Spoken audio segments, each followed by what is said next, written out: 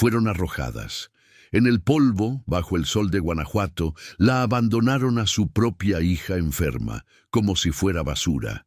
Pero lo que la pareja rica y cruel no contaba era que la humilde niñera que acababan de despedir, doña Elena García, sería el único ángel en cruzar aquel camino de desesperación.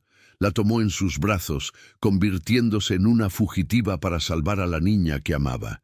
Sin embargo, esta prueba de amor incondicional no era la única verdad oculta.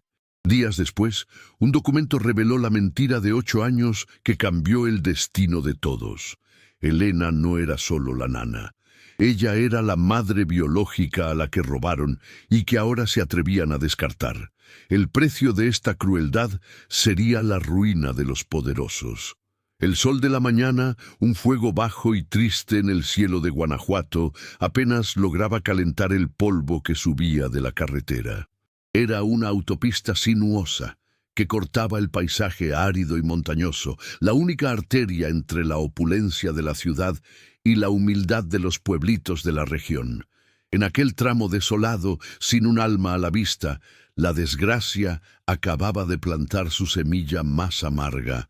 Doña Elena García, de 70 años, y el alma más leal que México haya conocido, se tambaleaba, cargando una maleta vieja y un corazón hecho pedazos. Tenía las manos callosas, gruesas, como corteza de árbol, de tanto hacer tortillas en el comal, de tanto lavar ropa, y sobre todo de tanto nido que hizo para hijos que no eran suyos.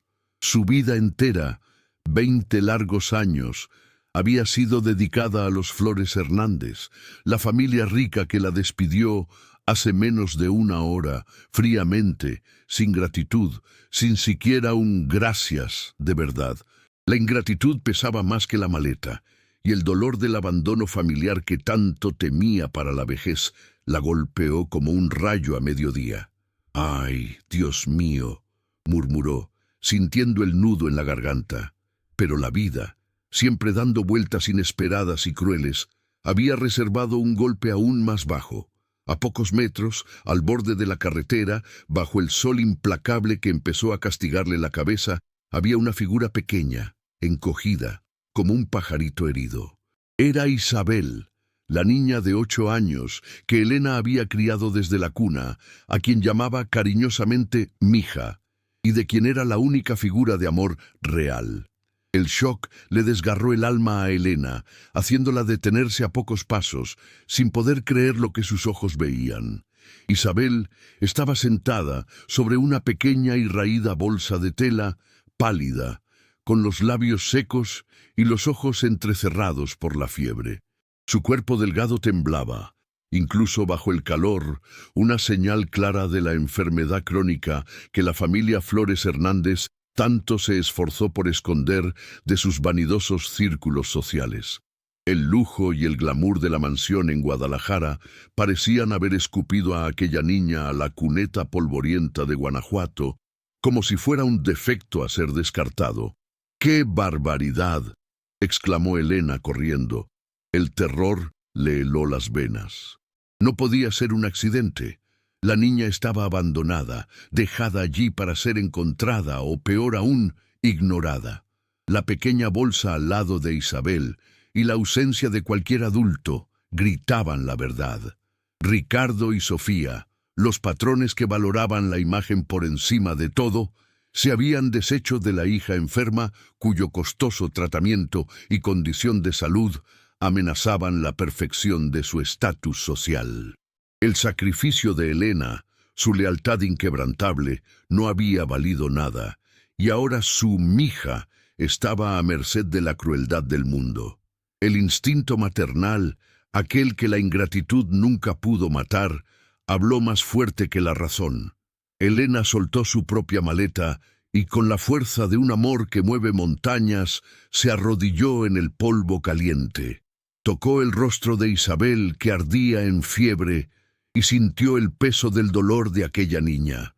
La mirada de Isabel, mezcla de miedo y alivio al ver a la única persona en quien confiaba, fue la única respuesta que Elena necesitó para tomar su decisión de vida o muerte. Órale. La tomó en brazos, sintiendo el calor febril de la piel delgada y la fragilidad del cuerpo de la niña contra su propio pecho. En ese momento, la nana, humillada y despedida, dio paso a la protectora incansable. El dolor de su propia soledad fue sustituido por la urgencia de salvar aquella vida. Ella sabía que estaba entrando en un camino peligroso, convirtiéndose en una fugitiva, pero no había elección. La sangre de la ingratitud de los padres era más diluida que el agua del amor que sentía por la niña. La imagen de la carretera desierta y la injusticia revoltante plantaron la intriga en el corazón del público, que sentía el dolor de Elena como si fuera el suyo. ¿Qué onda? ¿Qué sucedería ahora? Elena, la madre de corazón, estaba sola y sin recursos, con una niña enferma en brazos, contra la crueldad de la alta sociedad y el miedo a la policía. La gran pregunta era, ¿cómo castigaría la justicia divina tanta frialdad?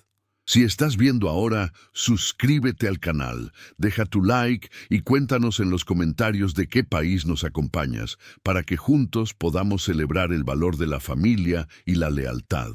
Al llegar a su casa humilde, el contraste fue inmediato.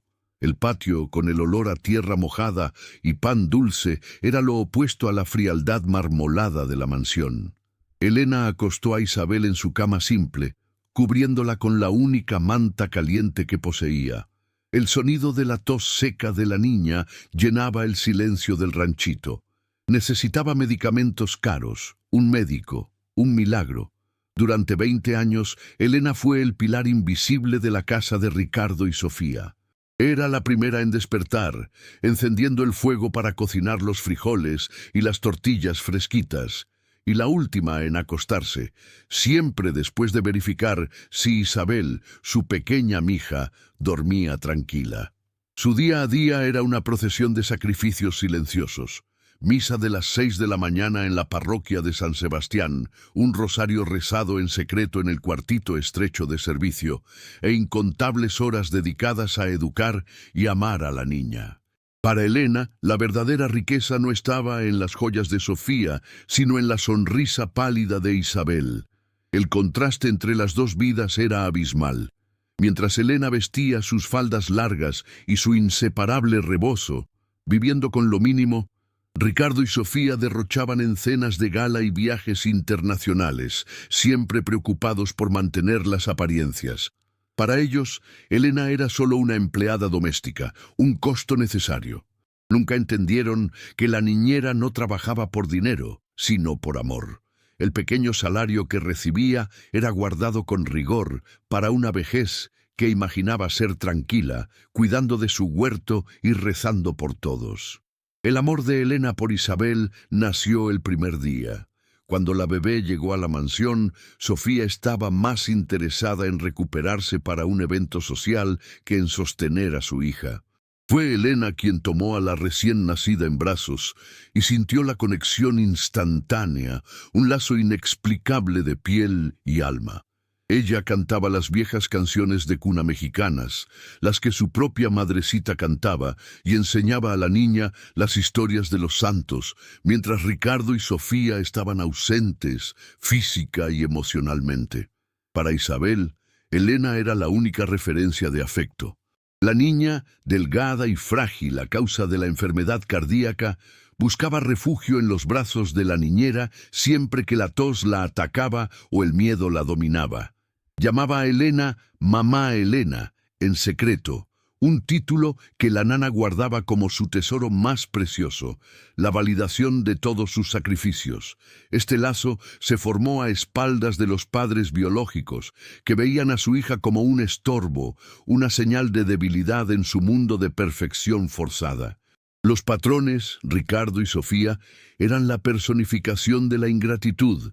Ricardo, un empresario del sector inmobiliario, tenía el corazón frío como las estructuras de acero que él construía. Sofía, una socialité obsesionada con su imagen, veía la enfermedad de la hija como una mancha en su currículum social. La decisión de despedir a Elena vino cuando los costos médicos de Isabel aumentaron exponencialmente. y los rumores sobre la salud de la niña comenzaron a circular en su círculo social en Guadalajara. «¡No manches, Elena! No podemos cargar más con este peso. La enfermedad de Isabel nos está arruinando y tú ya estás demasiado vieja para cuidarla. Encontramos una clínica especializada, pero ya no necesitarás venir», había dicho Ricardo, con una frialdad que cortaba como navaja. La mentira de la clínica especializada era la justificación para el abandono que vendría. Elena aceptó el golpe. Válgame el cielo, pero el dolor de ser descartada era insignificante comparado con la sospecha de que algo terrible le sucedería a la niña. Ahora, en la carretera polvorienta de Guanajuato, la sospecha se había convertido en una verdad revoltante. Elena apretaba a Isabel contra el pecho, sintiendo el olor a sudor y fiebre y la certeza de que la mansión y la clínica no eran más que una farsa para deshacerse del problema. Usó el último de sus fuerzas para llegar al pueblito de San Francisco del Rincón, donde vivía, llevando consigo a la niña y la pequeña bolsa que estaba a su lado, el único vestigio de la vida anterior de Isabel. En aquel camino arduo, Elena prometió a la Virgen Morena que haría lo imposible para salvar a Isabel. Tenía poquísimo dinero de su liquidación, una miseria por una vida de trabajo, y la enfermedad de la niña era grave, pero el amor que sentía era el combustible. «Dios mediante», susurró, «vamos a lograrlo, mi vida». El miedo a la policía, que la vería como una secuestradora, era real, pero el miedo a dejar morir a Isabel era mayor. Si esta historia está tocando tu corazón, no olvides suscribirte y activar la campanita para no perderte ninguna historia de justicia y amor. Los primeros vecinos que vinieron a ayudar eran también gente pobre, campesinos y jornaleros con corazones de oro.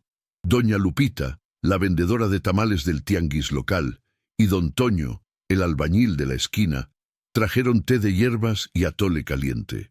No preguntaron nada, solo vieron el amor y la necesidad.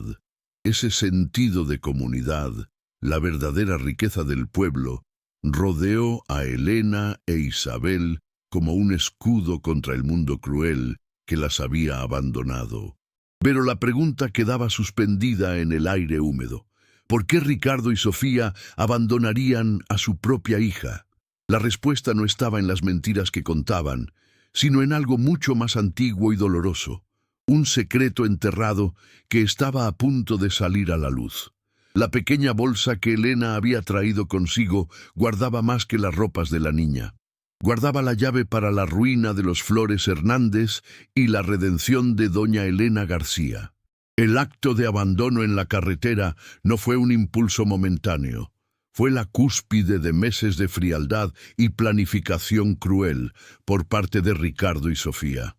La enfermedad cardíaca rara de Isabel, que exigía medicamentos importados y seguimiento continuo, se había convertido en un drenaje insostenible en sus finanzas y, peor aún, una amenaza a la reputación impecable que tanto apreciaban.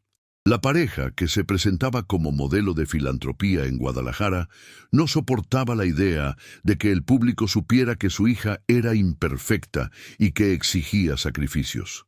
El punto de inflexión exacto ocurrió 2 semanas antes, en la suntuosa, aunque fría, sala de estar de la mansión.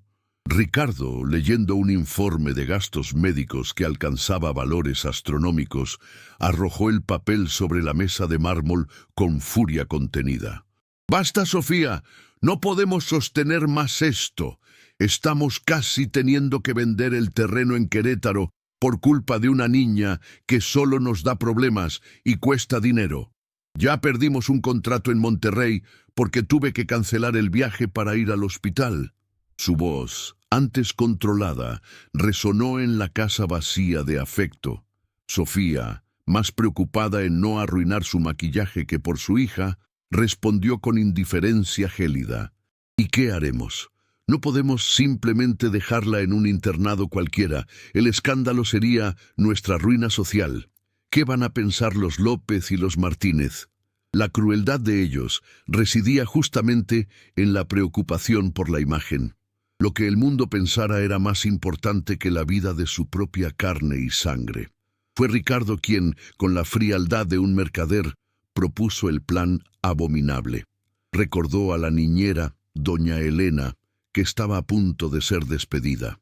Diremos que la llevaremos a una clínica de punta, lejos de aquí, y cuando la viejita se vaya, la dejaremos en algún lugar discreto, donde las posibilidades de ser encontrada sean mínimas y donde de preferencia no la liguen más a nosotros.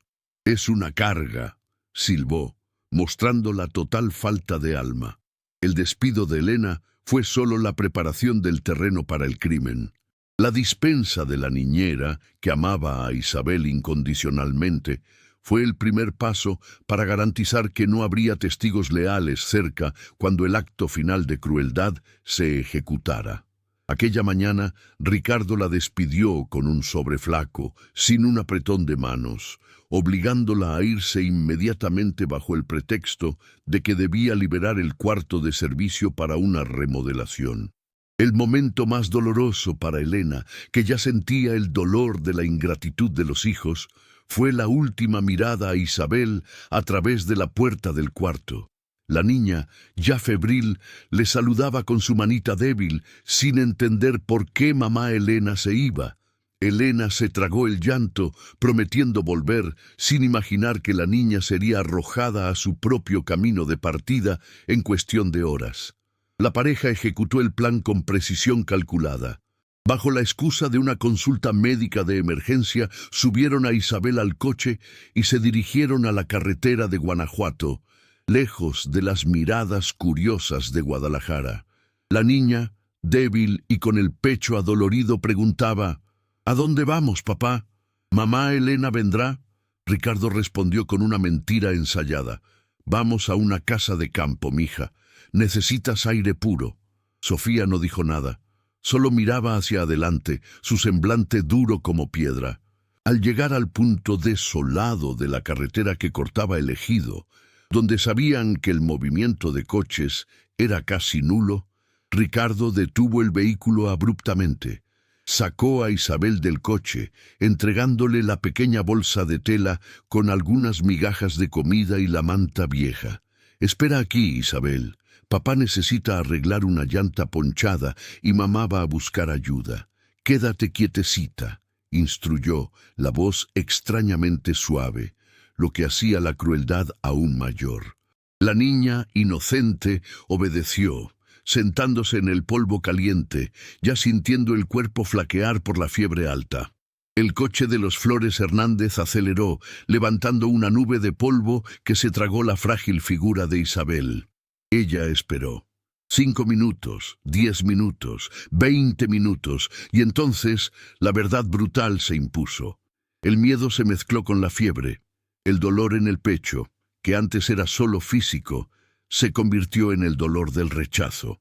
La niña abandonada lloró en silencio, sin saber que el coche que la rescataría poco después pertenecía a la mujer que más la amaba.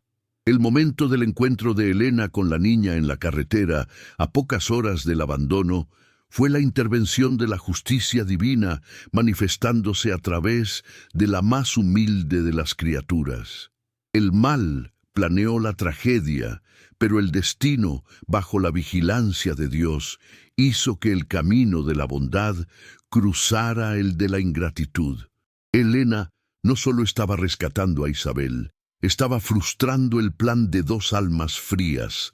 Los días que siguieron en la casa de doña Elena, en el ranchito cerca de León, fueron una batalla silenciosa contra la enfermedad y la desesperación.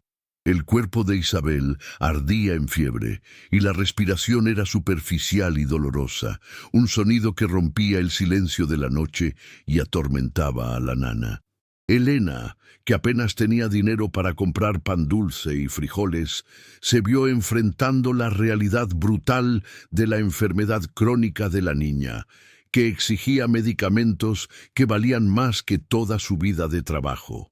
La casita simple, ahora llena de ternura, estaba también cargada de tensión y miedo constante. Ella alternaba entre compresas frías, tés de hierbas recomendados por doña Lupita, la vecina, y oraciones fervorosas delante de su imagen de la Virgen de Guadalupe. Por el amor de Dios, madrecita, no me quite a esta niña. Sé que el camino será difícil, pero deme fuerzas para salvarla, suplicaba, sosteniendo el rosario de madera en sus manos callosas, las lágrimas corriendo por su rostro envejecido y marcado por las arrugas. El cansancio era inmenso, pero con cada respiración débil de Isabel, el amor de Elena se renovaba, transformándose en coraje inquebrantable. El ambiente externo reflejaba el dolor y el peligro. La noticia de la desaparición de Isabel, convenientemente disfrazada por los Flores Hernández como un trágico secuestro a la policía de Guadalajara, comenzó a circular en los periódicos. Elena, que no tenía acceso fácil a noticias, se enteró de la farsa a través de don Toño, el albañil, que escuchó la radio en su camión. El corazón de la nana se heló. No solo habían abandonado a la niña, sino que también la habían incriminado indirectamente, transformándola en una fugitiva. El dilema de Elena era desgarrador. Si llevaba a Isabel a un hospital público en la ciudad de León o en la capital, Ciudad de México, CDMX, sería inmediatamente identificada y acusada de secuestro. Isabel sería devuelta a los padres crueles. O peor, acabaría en un orfanato, mientras Ricardo y Sofía mantendrían sus vidas inmaculadas. Pero si se quedaba allí, en la soledad del ranchito, sin los medicamentos adecuados, la niña corría el riesgo de morir. La justicia de los hombres parecía favorecer al mal. Elena se sentía invisible, una sombra que nadie buscaría, excepto la policía. Comenzó a vender sus pocos bienes, el pequeño arete de oro que había ganado de su mamá grande, los jarrones de barro que adornaban el patio. Cada centavo era cuidadosamente cambiado por una pastilla, un jarabe simple, todo lo que podía pagar en la pequeña farmacia del pueblito, siempre con la excusa de que era para su propia salud. Se convirtió en la personificación de la madre que daría la vida por su hijo. En un momento de alivio de la fiebre, Isabel abrió los ojos y con la voz débil llamó: «Mamá Elena, no me dejes».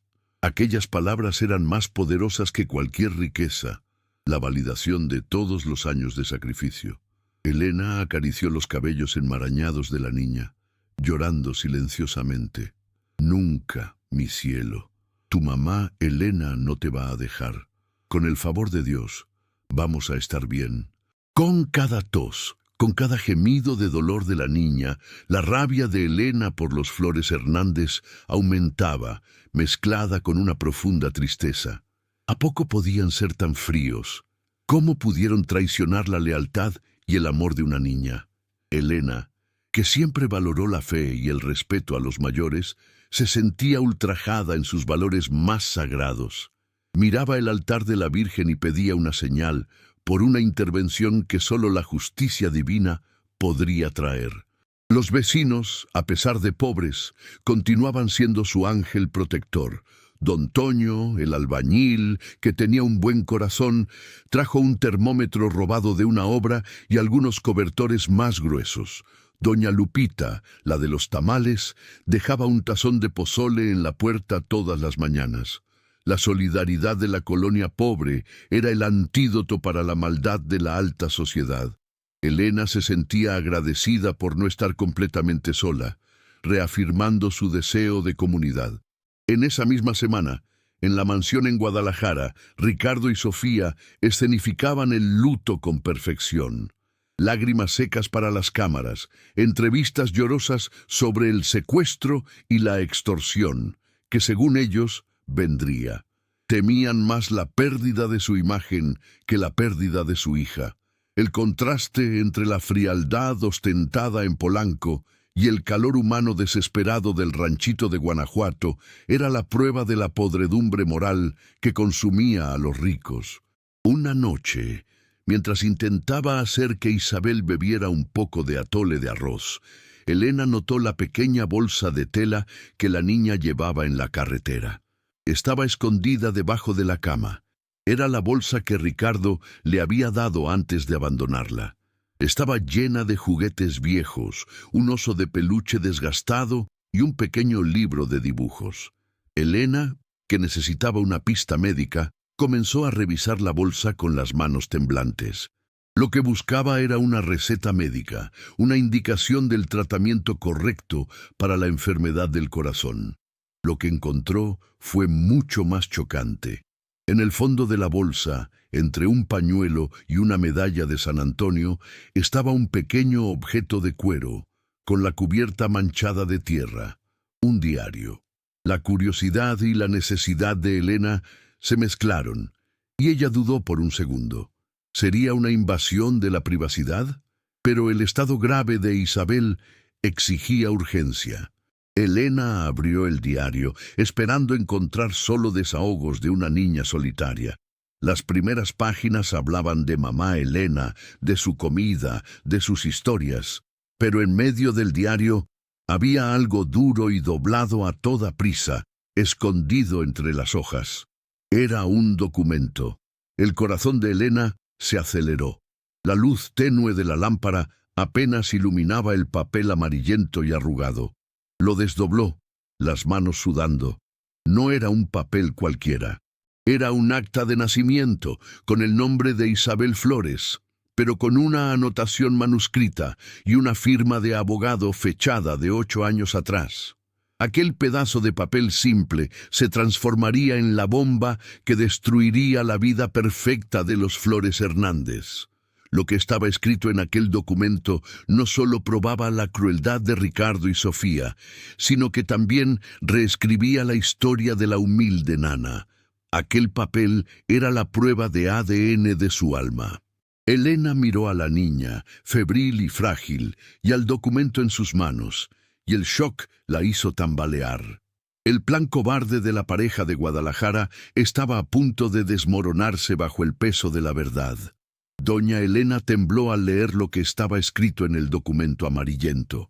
El papel, firmado por un abogado en una notaría distante en la región de los Altos de Jalisco, no era el acta de nacimiento oficial que estaba en poder de Ricardo y Sofía, sino una alteración de registro informal y altamente secreta. Un borrador de una verdad que la pareja rica intentó barrer bajo la alfombra de la sociedad. El texto, escrito a mano y con una caligrafía apresurada, contenía la confesión velada de un crimen moral que se remontaba a 8 años. Elena García no era simplemente la niñera fiel, era la madre biológica de Isabel. La niña había sido arrancada de sus brazos poco después del parto, en un acto de frialdad calculada. El suelo bajo los pies de Elena pareció desaparecer, y se agarró al borde de la cama para no caer. No manches.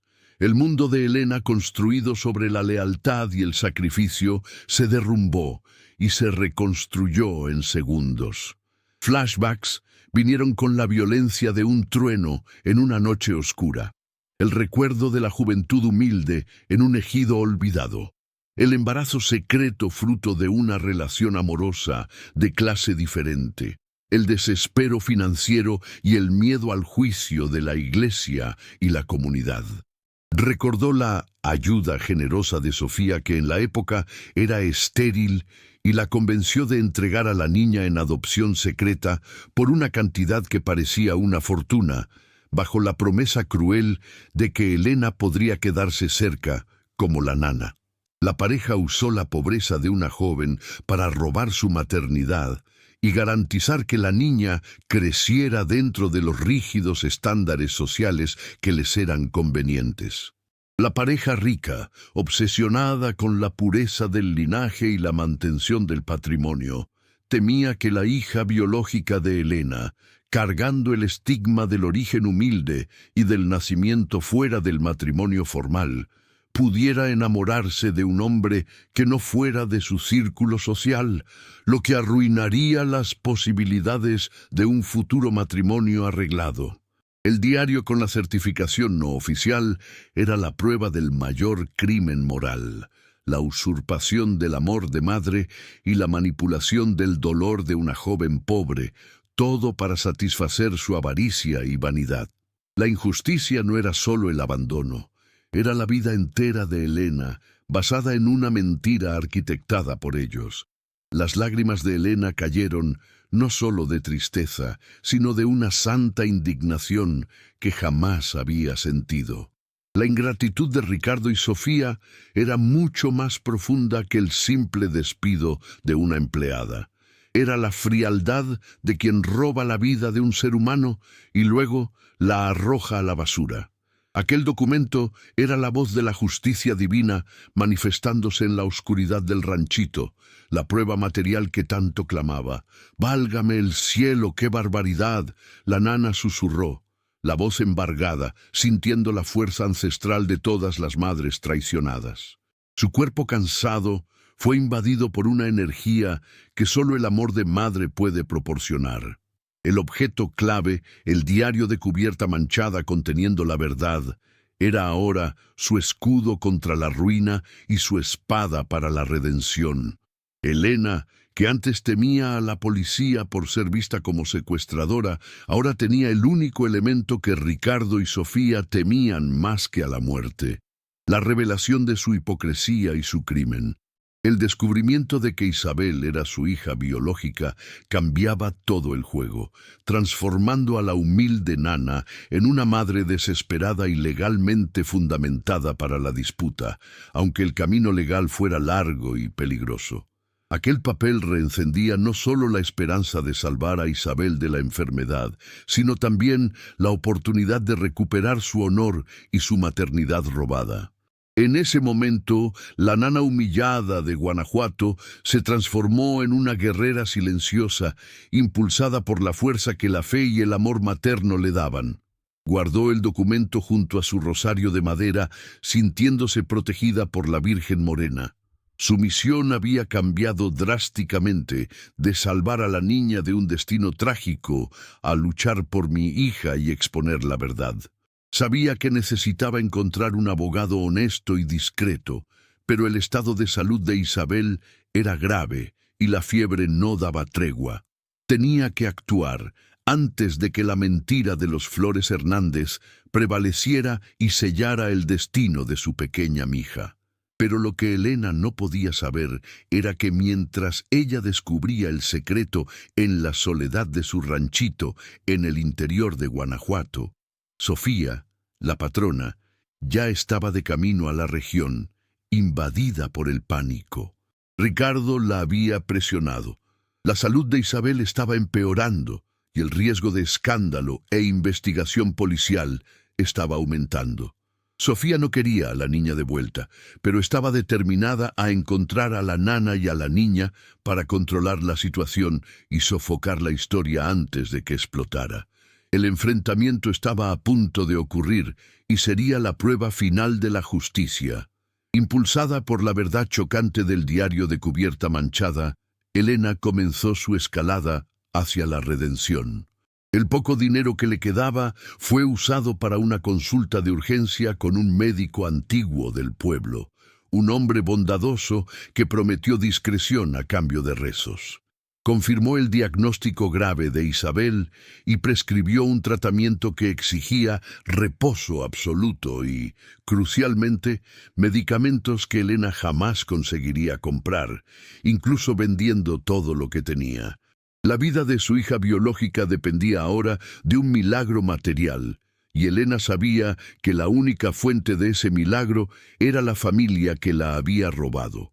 El obstáculo inmediato era la vigilancia. Aunque el ranchito estaba aislado, el miedo a ser denunciada era constante. Elena tuvo que contar la verdad solo a don Toño, el albañil, y doña Lupita, la vendedora de tamales. No reveló la parte de la maternidad, solo la crueldad del abandono y la necesidad de discreción. Sus vecinos, con el corazón roto, prometieron ser sus ojos y oídos, la comunidad cerrándose en torno a la más frágil de sus integrantes. La solidaridad de los humildes contrastaba violentamente con la frialdad de los poderosos. La tensión aumentó cuando, al final de una tarde lluviosa, don Toño corrió jadeando hasta la casa de Elena. Había visto un coche lujoso y de cristales oscuros, que no pertenecía a la colonia, parado en la entrada de la carretera que llevaba al ranchito. «Es la señora, doña Elena, la patrona. Reconocí el coche. Está lleno de gente de la ciudad. ¡Aguas!», alertó el albañil, limpiándose el sudor de la frente. Sofía Hernández había llegado, determinada a recuperar a la niña, no por amor, sino para evitar la ruina social que el prolongado extravío podría causar. Elena sintió el pánico helar su estómago, pero la mano que sostenía el diario de cubierta manchada le dio firmeza. Ya no era la nana intimidada, era la madre defendiendo su nido. Escondió a Isabel bajo las mantas, le dio un sorbo de té de manzanilla y rezó un «Ay, Dios mío», silencioso, pidiendo fuerza a la Virgen de Guadalupe. La revuelta estaba a punto de ocurrir en el escenario de su pobreza, confrontando el poder de Sofía con la verdad de su corazón. Sofía irrumpió en la casa, el rostro crispado en una máscara de falsa preocupación. Su perfume caro de CDMX parecía sofocar el aire puro del pueblito. Vio la miseria de la casa y la rabia aumentó. «¿Qué piensas que estás haciendo, vieja ingrata? ¿Dónde está Isabel? La robaste. Voy a llamar a la policía ahora y vas a podrirte en la cárcel, secuestradora de escuincles», gritó la patrona, sin importarle la niña tendida en la cama. Elena, que antes se encogería, permaneció de pie. Sus ojos marrones, que habían visto tanta maldad y tanto sufrimiento, se fijaron en Sofía con una frialdad inesperada. «Yo no robé nada, señora. Rescaté a mi hija que fue abandonada por ustedes para morir a la orilla de la carretera de Guanajuato», dijo Elena, la voz baja, pero firme como una roca. La palabra «hija» paralizó a Sofía. La patrona retrocedió, confusa y asustada. «¿Hija? Te has vuelto completamente loca, García. Isabel es nuestra hija». Sofía intentó recuperar el control, pero el nerviosismo la traicionó. Fue entonces que Elena dio el golpe de gracia. Sacó el pequeño diario manchado de debajo de su rebozo, abriéndolo en la página de la certificación. «¿Qué onda? Esta es la verdad, Sofía. Ustedes me robaron cuando yo era pobre y vulnerable, y ahora la desecharon cuando se convirtió en una carga. Usted no es la madre. Usted es la ladrona de una vida, y este documento prueba quién soy de verdad». La escena fue de un impacto brutal. Sofía leyó la alteración de registro y la sangre se le fue del rostro.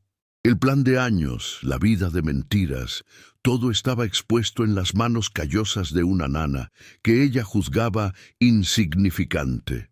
El miedo al escándalo, al juicio social y a la pérdida de su estatus la golpeó como un maremoto. La voz de Ricardo, que la había instruido a resolver la situación, resonó en su mente, pero la solución se había convertido en su peor pesadilla.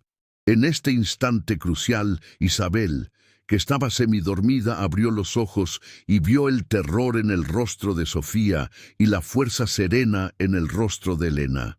La niña, instintivamente, extendió la mano hacia la nana.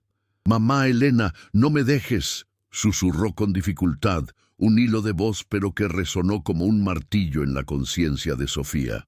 El clamor de la niña sellaba la verdad del corazón. La verdadera madre estaba allí, y el amor vencería a la mentira. Sofía se tambaleó hacia atrás, aterrorizada y completamente derrotada. La crueldad de Ricardo y su propia vanidad no habían sido rival para la fuerza de la maternidad y la intervención de la justicia divina. Se dio cuenta de que no podía llevarse a la niña, ni amenazar a Elena sin exponerse totalmente. La humilde nana se había convertido en la poseedora del secreto que podría arruinar el imperio Flores Hernández. La revuelta estaba completa, pero la justicia final aún necesitaba ser cobrada. Si esta historia está tocando tu corazón, no olvides suscribirte y activar la campanita para no perderte ninguna historia de justicia y amor. La derrota de Sofía no fue un acto de bondad, sino un cálculo frío de autopreservación. Vio la verdad innegable en las manos de Helena y el reflejo del juicio en los ojos de la nana. La posibilidad de tener el escándalo de la adopción secreta, del abandono cruel en la carretera de Guanajuato y del robo de la maternidad expuestos en la alta sociedad de Guadalajara era su verdadera sentencia de muerte. La vanidad y el miedo al marido, Ricardo, eran los motores de su rendición forzada.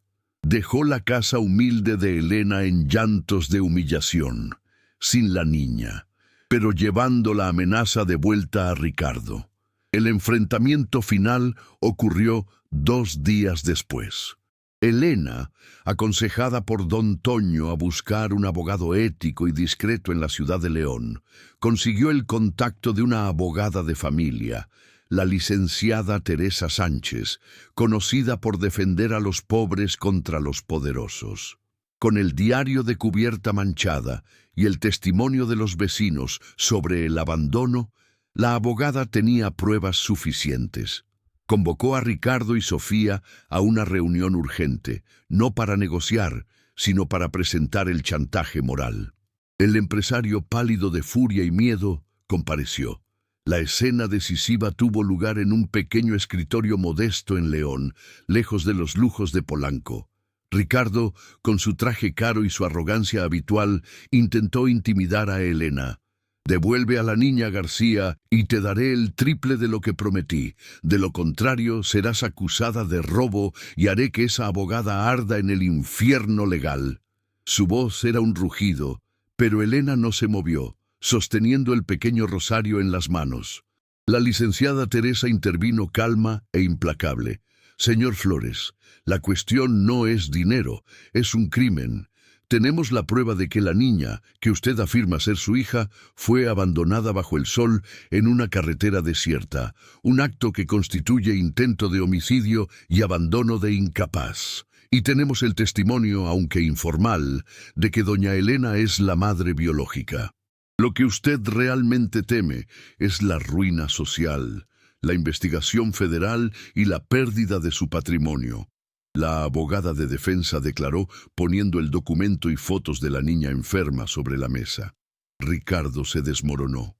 La realidad de tener su imagen pública, tan cuidadosamente construida, destruida por la verdad, era el único castigo que realmente le importaba.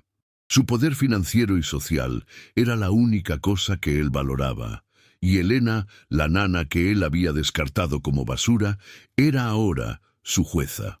La ley del retorno se estaba manifestando de forma cruelmente precisa, castigándolo con la pérdida de la única cosa que él no podía comprar: reputación. El clímax fue la rendición humillante. Ricardo miró a Helena, que lo encaraba con la dignidad de quien había sufrido todo y vencido. Percibió la profundidad de su lealtad y la extensión de su propia crueldad. En ese instante ya no estaba el empresario poderoso, solo un hombre asustado enfrentando las consecuencias de su falta de moral.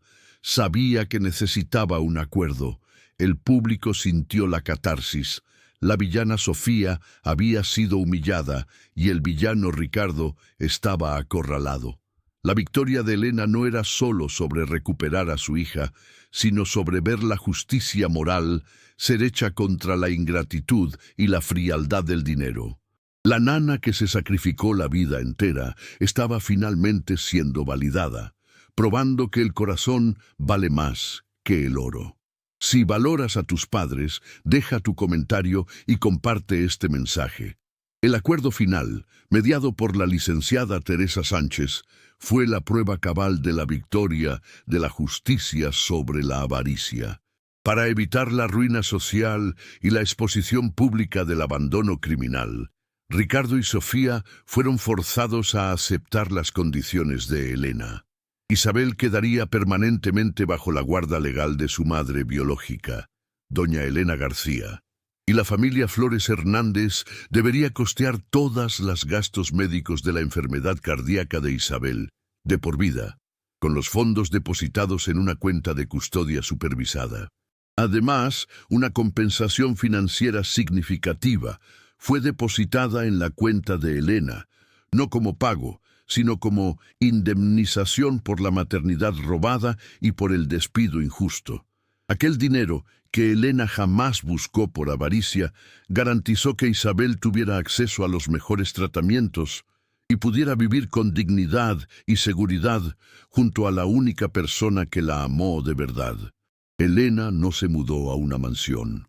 Usó parte del dinero para reformar su pequeño ranchito, transformándolo en un hogar acogedor, con un huerto más próspero y un cuarto soleado para Isabel, que comenzó a recuperar la salud bajo el cuidado incondicional de la madre. Tenía finalmente la paz y la prosperidad que sus años de sacrificio merecían. La fe en la justicia divina fue reafirmada para toda la comunidad. El destino de Ricardo y Sofía fue el aislamiento social. Aunque habían evitado la cárcel, el murmullo de la verdad se esparció en sus círculos y la vergüenza los consumió. El empresario, sin su prestigio, perdió contratos importantes en Monterrey y Querétaro, y la socialité fue excluida de su grupo, cosechando la ingratitud que plantaron. La vida da vueltas, y la venganza fue la tranquilidad de Elena y la felicidad de la niña, un castigo infinitamente más doloroso que cualquier multa o pena. La historia de doña Elena García y su hija Isabel se convirtió en un ejemplo en el pueblito de San Francisco del Rincón, un recordatorio de que el amor verdadero no se compra ni se vende. La moral final resuena en el corazón de todos. La verdadera riqueza de un ser humano reside en la lealtad, la fe y el amor incondicional que se ofrece. Porque Dios nunca abandona a sus hijos, y el amor más humilde siempre prevalecerá sobre la frialdad de la avaricia. Si crees en la justicia divina, escribe amén en los comentarios.